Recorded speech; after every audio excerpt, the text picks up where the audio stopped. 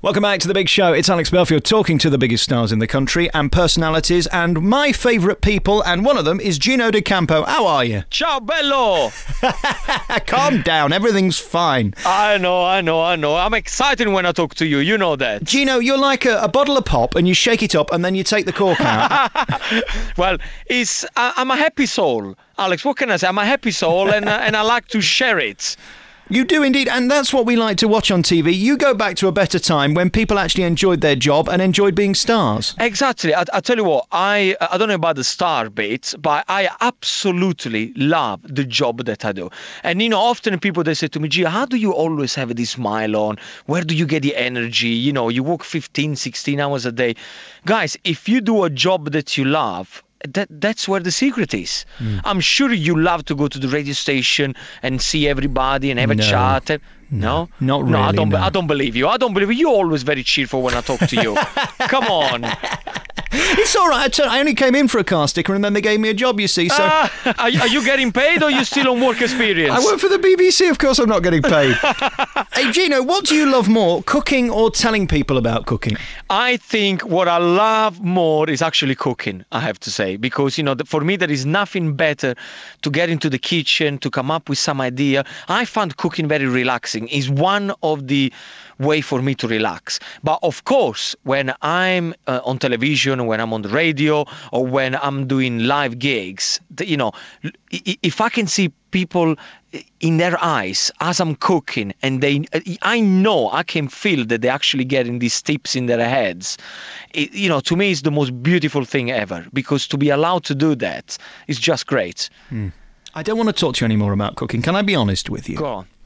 What is it like to be a sex symbol? I really don't know what you're talking about. Let me tell you. Yes. So here I am, sat opposite my gorgeous producers. Okay, what's your producer's name? Dave and Eric. Dave and Eric? Oh, come on, man. Dave and Eric? Come on, keep up. So the thing is, Gino, all the ladies in the office, I tell them you're on, and then they go gooey-eyed and dreary-eyed, and I tell them that they've got to stop drinking, and they just think you're a nice bit of trouser. I've never had that because I'm ginger and deeply unattractive. What do you mean I'm a piece of trousers? A nice bit of trouser. Have you not heard that turn of phrase? Never before. Never before. I think it's to do with that celebrity thing down under where you're in that jungle and you didn't wear much. Oh, I see. Well, I think mainly I have to say thank you to the fact that I was born in Italy. I think it's the accent that a lot of women, they found a little bit different, and that's it really. What can I say? They love a man who can cook. So I think that is where the secret is. It's nothing to do with the accent or, you know. I think it's the olive skin though. You see, I'm ginger and it's all peaky and white. You've kind of got the look before you've even started. Nothing wrong with a bit of ginger. I love ginger women. Yeah, seriously, Alex, I don't like ginger men. No. No, I mean, not that I don't like them. You don't like personally. Me. You're just saying you don't like me. Say that. But I love women with red hair. This is a secret that I'm sharing with you. Only with you. Not many people know that. I love women with red hair. I don't know, what can I say? Is the current Mrs. D'Acampo red-headed? No, Mrs. D'Acampo, she's a blondie. Oh. Yeah, I mean, structurally speaking, not a 100% real blondie. She's a brownie blondie. Very nice. Listen, you've got your new book out. It's called Gino's Pasta. We're going to come back and talk about that next here on your favourite local radio station. We're back on your favourite local radio station talking to Gino D'Acampo today, one of my favourite people. And I'll tell you why. You've always got something to say, and you know how to say it well. Thank you for that. No problem at all. What do you mean? Well, you're a bit gobby, if you don't mind me saying. I'm not gobby at all. I'm one of these people that if I think, unfortunately, sometimes when I think something, I just have to say, you know, and sometimes I get in trouble, which is most of the time, and but that's how it is. Are you like me? Are you forever on the manager's naughty mat? Always. I do a show called, This Morning for ITV1, and I'm always getting in trouble. You know, lately what I did, I was not allowed to plug my book, and I thought myself, you know what, if I hide my book under the kitchen, nobody see it, and then during the show live with millions of people watching, I took the book out. I tell you something, Alex, I never ran out to the studio so fast like that day. But you know what? That's me. If I'm not allowed to do it, it's then when I wanted to do it. We've got a few bosses here, and they rehearse Hitler's speeches during the days, and then when I come off air, you see, then they take me in their office, and they often spank me with the scented bootlace to put me into place. How do the bosses at ITV discipline you? They give up. They don't say anything anymore. Alex, I said they do not say anything anymore. They just look into my eyes and say, "You know that was wrong, right?" And I look them back and I say, "Well, that's all right." You know? Nobody died. Nobody. Everybody's happy. Come on. Gino, I want to talk about your upbringing, because obviously you're a character and a personality, and I'm guessing by your name you're not from Birmingham, and therefore you've got a great family, and it was all about Mama's cooking. Yeah, I'm from Hull. And no, I tell you something. Right? I'm gonna be very honest with you. It's got nothing to do with my mum cooking. My mum, she's a crap cook. Oh dear. Simple as that. She can't cook to save her life. You know why? Because she gets distracted. She's on the phone. She's looking after the grandchildren. She seasoned the pasta 5 times because she forgot that she does the last 4 times. And every meal it goes pear-shaped. My father even worse than my mother. The passion comes from my grandfather. That's when I decided. Originally, when I was about 8, 9, I wanted to be a dentist. And then one day I saw my grandfather prepare a plate of gnocchi, and he said to me, "Gee, why don't you come and help me out?" And I did. And I thought to myself, this is great. Few potatoes, a bit of eggs, a bit of Parmesan cheese. I can prepare gnocchi. Everybody happy at the table. That's exactly what I want to do. What was it about looking in people's mouths that turned you on when you were younger then? I always find it fascinating, the people denture. Is to be able, to have somebody there on the chair freaking out, and here I come with my white coat, with my finger, and stuff my finger in their mouth. That's what I wanted to do. Which sometimes I still do that, but that is in the privacy in my house. Are you nervous at your dentist? Because when I go in, what I do, I stick my hand up his white jacket and I say, "We're not going to hurt each other now, are we?" And you stick your hand up his jacket? Yeah, just in case. And then, therefore, you're going to be safe, because they have got you in a very vulnerable position, haven't they? That's what I like. That's why I wanted to be a dentist. Whenever I go to the dentist, there is a very simple understanding. I walk in, I smile, and I very clear say to him, "Okay, this is how is it going to work. You hurt me, and I will kill you." And somehow... Sorry, my producers, by the way, are just telling me that your mother's lawyers have been on. You can't say she's a crap cook. It's illegal. You're not allowed to say that. Why not? BBC guidelines, apparently. Okay, my mum, she's not one of the most... she's rubbish. She's rubbish. She's rubbish.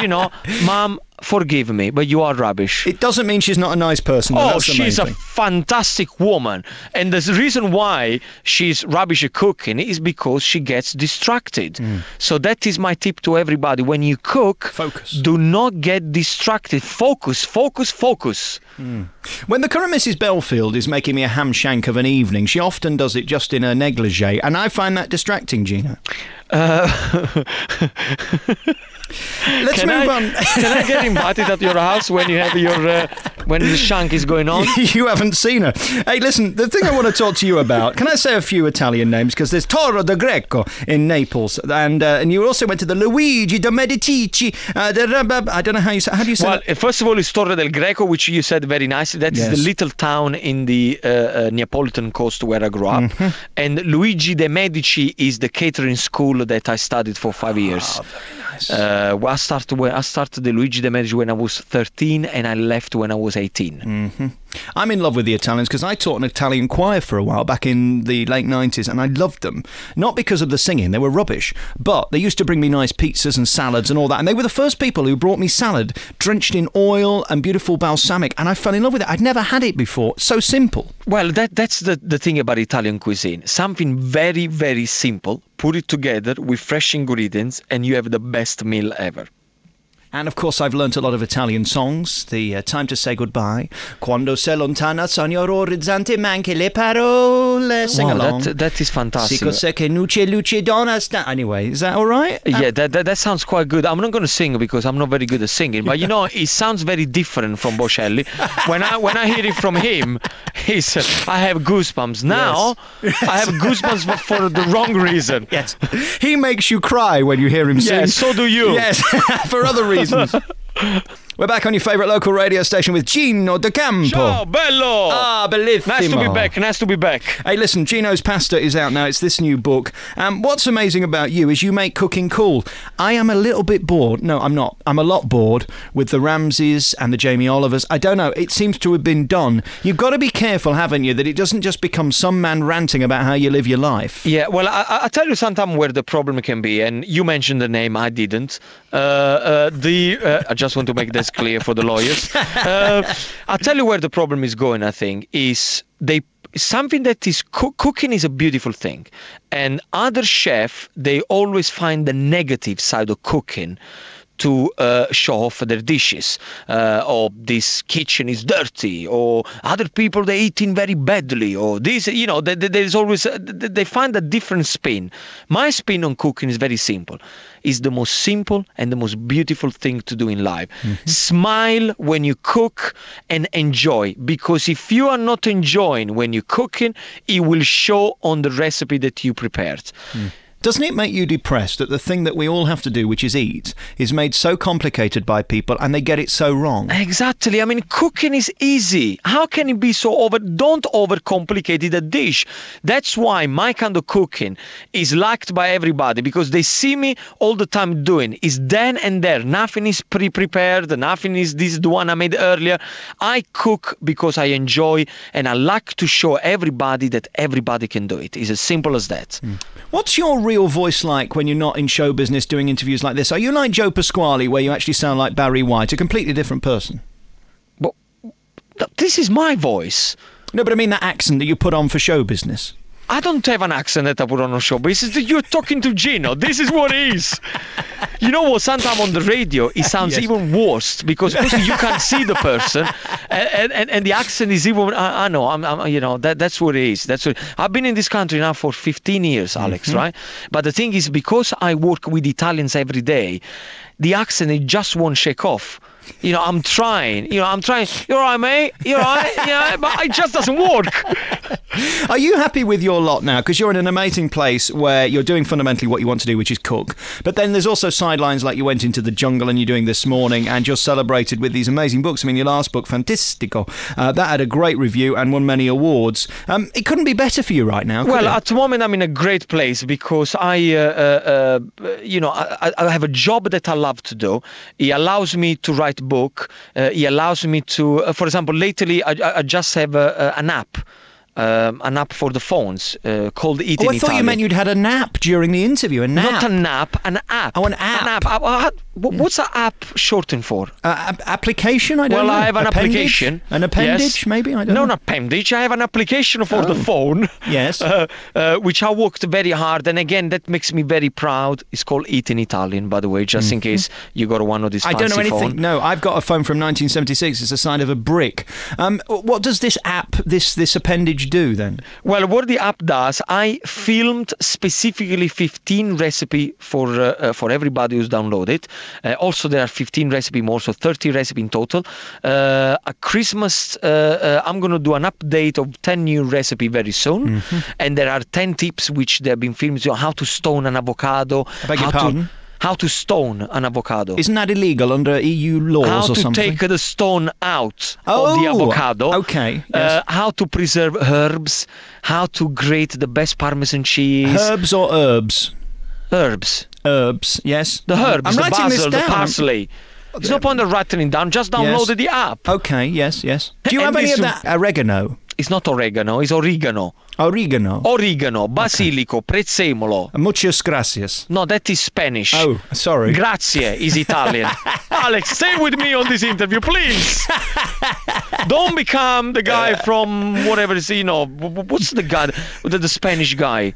I don't know. The famous Manuel. Oh, you from sound like Towers. Manuel with muchas gracias. I've enjoyed this. This has been really nice. We must do this more often. I'll tell you, the pleasure has been all mine. And whenever you want to have a chat with me, you have my mobile number, which is 07... No, I won't say that. Go ahead. 07... I'm going to say the first five. 07900. 07900. Yes. Tell me the segment. I'll just bleep it out for the listeners. It's all right. Don't trust me. I'm a professional. Are you sure? Hey, listen, Gino. Lovely having you on. And I'd like to have dinner with you one day, because I like people in my life who are uplifting and fun and don't walk around with a face longer than Jeremy Kyle's. By the way, I can't stand that man either. What do you think about Jeremy Kyle? Jeremy Kyle, I find him extremely entertaining. I met